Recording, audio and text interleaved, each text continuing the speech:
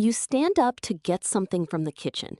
You walk through the doorway, then you stop. Why am I here? The thought was perfectly clear 10 seconds ago. So where did it go? This strange little memory failure is so common that it has its own nickname, the doorway effect. But the door itself is not a memory eraser.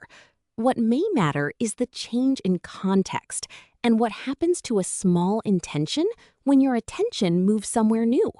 Before you leave the room, your brain is holding a tiny plan. Get the glass, find the charger, bring back the book. This is sometimes called a prospective memory task, remembering to do something in the near future. But these intentions are often fragile. They have to compete with everything else your brain is processing: sounds, objects, conversations, notifications, and new thoughts. The room where you formed the intention can quietly support it. Maybe you noticed an empty cup on your desk. That cue reminded you to get water. Maybe your phone battery was low. That cue reminded you to find a charger. Your surroundings can become part of the thought. So when you leave that setting, some of the cues that helped trigger the intention may disappear behind you. Walking through a doorway can feel like closing one small chapter and opening another. The old room had one set of objects, goals, and associations. The new room has another.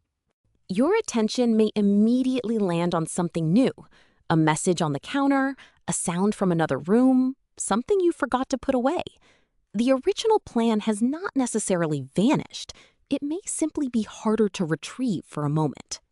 And this is important. Crossing a doorway does not always make people forget. Research suggests findings depend on the task, environment, and what else is happening. Context matters. A strong goal can survive a context change. A familiar routine can survive it too.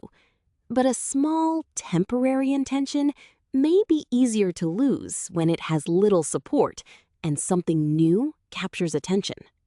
Imagine your intention as a small electric blue thread tied to the room where it began. As you walk forward, the thread stretches through the doorway. Then a new bright object appears. Your attention turns toward it, and the thread slips behind a stack of new thoughts. It is still there. You may remember it the moment you walk back into the original room. Forgetting why you entered a room can reveal how much memory depends on context, cues, and attention.